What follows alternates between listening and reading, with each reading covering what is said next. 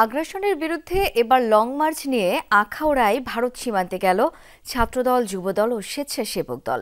ঢাকা থেকে ভৈরব হয়ে আখাউড়ায় গিয়ে শেষ হয় লং মার্চ। কর্মসূচিতে বিএনপি নেতারা বলেন, ভারত বাংলাদেশের বিরুদ্ধে ষড়যন্ত্র করছে।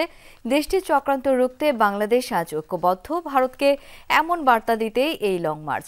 লং মার্চের সাথে ছিলেন সহকর্মী আরেফিন শাকিল, ক্যামেরায় মাসুম তপু। শ্রীলঙ্কা আবারও রপ্তানিতে শীর্ষে।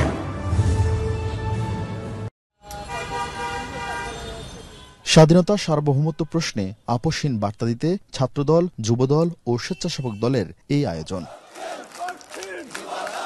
সকাল ৯টায় নয়াপল্টন থেকে শুরু হয় আগরতলা সীমান্ত অভিমুখী লং মার্চ। সংগঠন তিনটির নেতাকর্মীরা মাথায় জাতীয় পতাকা বেঁধে হাতে আগ্রাসন বিরোধী ফেস্টুন নিয়ে কর্মসূচিতে অংশ নেন। লং মার্চ পূর্ব সমাবেশে নেতারা বলেন, দিল্লির কাছে আত্মসমর্পণের জন্য স্বাধীন হয়নি দেশ। ওরা বাংলাদেশের মানুষের রক্তের যে তেজ, তাদের যে আত্মশক্তি, তাদের যে বীরত্ব, তাদের যে দৃপ্ত পদবিক্ষেপে এগিয়ে যাওয়ার যে ঐতিহ্য, এইটা দিল্লির সাউথ ব্লক ওরা বুঝতে পারেনি। ওরা চায় না বাংলাদেশ, তারা এখানকার জনগণের কথাই চলুক। এই খুনি হাসিনার বিরুদ্ধে এবং ভারতীয় আগ্রাসনের বিরুদ্ধে পুরো ছাত্র সমাজ এক এবং ঐক্যবদ্ধ রয়েছে।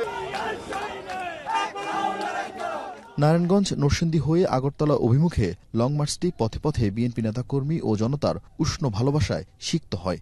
দুপুরে ভৈরবে পথসভায় দেশের প্রশ্নে সবাইকে ঐক্যবদ্ধ থাকার আহ্বান জানান নেতারা। ভারতের সঙ্গে অভিন্ন পানির ন্যায্য হিস্যার দাবিতে 2014 সালে তিস্তা অভিমুখে বিএনপি মহাসচিব মির্জা ফখরুল ইসলাম আলমগীরের নেতৃত্বে লং মার্চ করে বিএনপির নেতাকর্মীরা।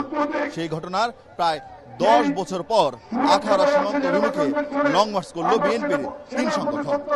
দলের তরুণ নেতারা বলছেন, বারবার ভারতের আগ্রাসী মনোভাবের কারণে এমন প্রেক্ষাপট তৈরি হচ্ছে। তারা চান ভারতের সঙ্গে বাংলাদেশের সম্পর্ক হবে ন্যায্যতার ভিত্তিতে, শ্রদ্ধার ভিত্তিতে, সম অধিকারের ভিত্তিতে। বিকাল 4টায় লং মার্চ পৌঁছায় আখাউড়া সীমান্তে।